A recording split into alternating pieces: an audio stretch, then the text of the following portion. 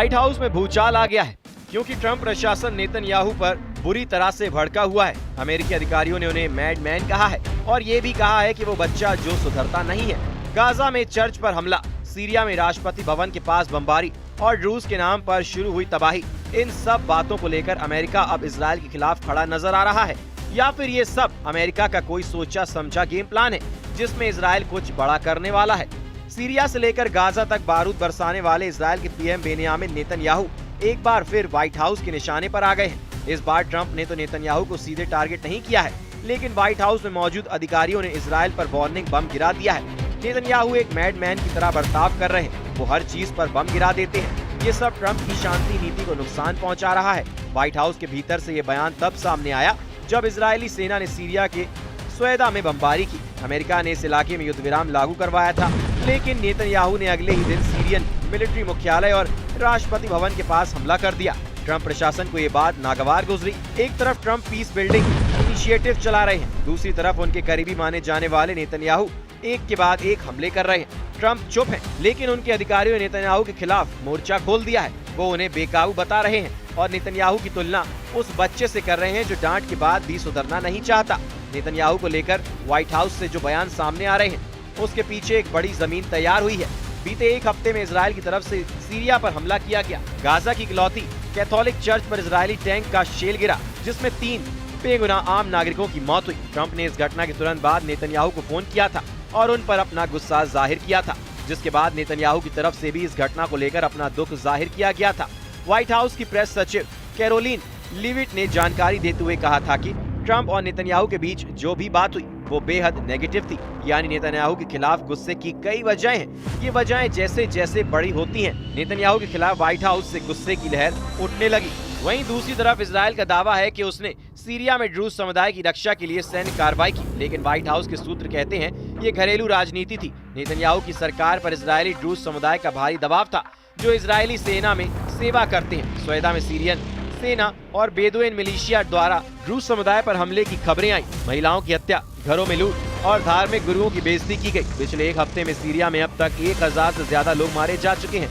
इनमें 336 ड्रूज लड़ाके, 298 आम ड्रूज नागरिक, 342 सीरियाई सैनिक और 21 बेदुइन लड़ाके शामिल हैं। इन्हीं हमलों का हवाला देकर इजराइल की तरफ से सीरिया पर 250 से ज्यादा हमले किए गए, लेकिन अमेरिका को लगता है कि इजराइल को तय नहीं करना चाहिए कि सीरियन सरकार अपने नागरिकों पर कैसे शासन करे। यही वजह है कि ट्रंप के सलाहकार मानते हैं नेतन्याहू अपनी राजनीति के लिए अमेरिका की रणनीति को दांव पर लगा रहे हैं। बीते मंगलवार को इजरायली हवाई जहाजों ने सीरियन टैंकों को स्वेदा में घुसते हुए निशाना बनाया। कुछ घंटों बाद बुधवार को हमला हुआ सीरिया के राष्ट्रपति भवन के पास। इससे एक दिन पहले अमेरिकी दूत टॉम बैरक ने नेतन्याहू को कहा था। नेतन्याहू ने हामी भरी, लेकिन अगले ही दिन हमले कर दिए, जिसका नतीजा ये हुआ कि व्हाइट हाउस के अंदर तक सब कुछ हिल गया। और फिर एक अमेरिकी अधिकारी ने नेतन्याहू को लेकर ट्रंप का संदेश पहुंचा दिया। बीबी की पॉलिटिक्स अमेरिका की पॉलिसी को हानि पहुंचा रही है। ये पहली बार नहीं है जब इजराइल के पीएम बेनियामिन नेतन्याहू ट्रंप के धैर्य की परीक्षा ले रहे हो। ईरान के खिलाफ हवाई हमलों में भी नेतन्याहू ने बिना अमेरिका की जानकारी की कार्रवाई की थी और बाद में ट्रंप को साथ देने के लिए मजबूर किया।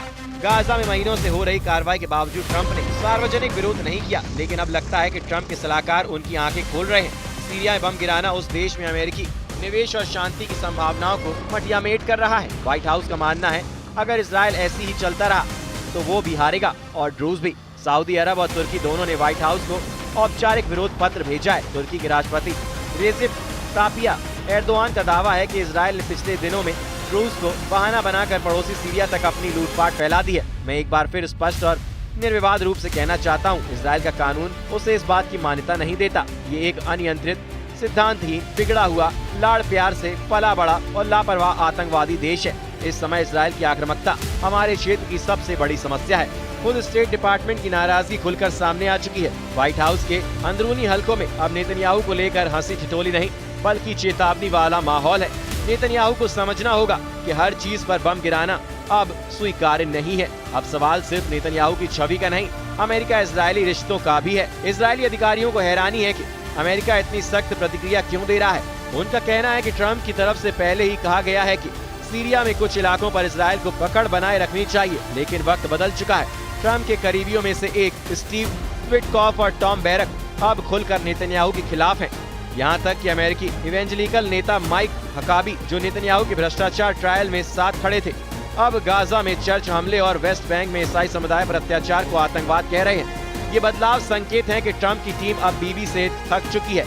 इस बार अमेरिका के आरोपों की चुनौती नेतन्याहू के लिए इसलिए बड़ी है क्योंकि व्हाइट हाउस के 1-2 अधिकारी की रेडार पर नेतन्याहू नहीं है। खबर है कि व्हाइट हाउस के 6 बड़े अधिकारियों ने एक ही बात दोहराई है। ये अधिकारी आरोप लगा रहे हैं कि इजराइल की वजह से अमेरिका की नीतियां खतरे में हैं। ये अधिकारी सीरिया में बमबारी, गाजा में चर्च पर हमला, वेस्ट बैंक में ईसाइयों पर अत्याचार की घटनाओं को लेकर नेतन्याहू को टारगेट कर रहे हैं। ये संकेत इशारा कर रहे हैं कि नेतन्याहू की गैम्बलिंग पॉलिटिक्स अब भारी पड़ने वाली है। अब ये सिर्फ एक नेता की नाराजगी नहीं है, ये अमेरिका की रणनीतिक असहजता है। अगर नेतन्याहू अब भी नहीं रुके तो ट्रंप का समर्थन भी इतिहास बन सकता है, क्योंकि अमेरिका ये भी देख रहा है कि सीरिया और यमन समेत कई इलाकों में इजराइल के खिलाफ प्रदर्शन तेज होता जा रहा है। हजारों लोग सड़कों पर उतरकर इजराइल विरोधी प्रदर्शन कर रहे हैं, जिसमें अमेरिका के खिलाफ भी आक्रोश धधक रहा है। लेकिन जब सीरिया की जनता इजराइल के खिलाफ विरोध प्रदर्शन कर रही है और ट्रंप के करीबी अधिकारी नेतन्याहू को टारगेट कर रहे हैं, ऐसे वक्त में यमन में एक बार फिर इजराइल ने हमला कर दिया है। ईरान रेजिस्टेंस ब्लॉक और समुद्री व्यापार पर नियंत्रण चाहने वालों के लिए ये भी साफ हो रहा है कि रेड सी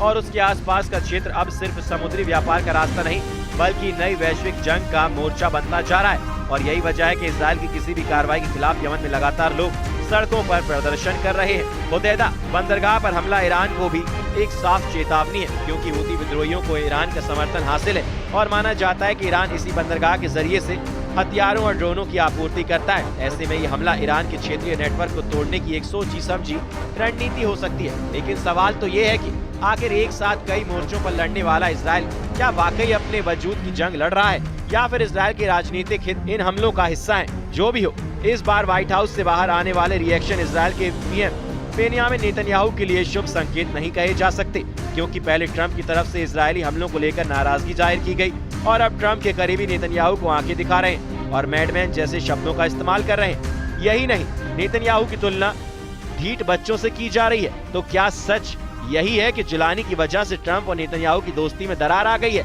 या फिर हमेशा की तरह अमेरिका की तरफ से एक नई स्टोरी प्लांट की गई और वो ये कि इजराइल गाजा से सीरिया यमन तक बारूदी बारिश करता रहे और पर्दे के पीछे से अमेरिका इजराइल को सपोर्ट करता रहे, क्योंकि दुनिया ने अब तक यही तस्वीर देखी है कि भले ही इजराइल के हमलों को लेकर अमेरिका ने अपनी नाराजगी जाहिर की है, लेकिन इजराइल के हमले जारी रहे हैं। ये सब कुछ बताता है कि जंग में अक्सर जो दिखता है वो होता नहीं और जो होता है वो दिखता नहीं।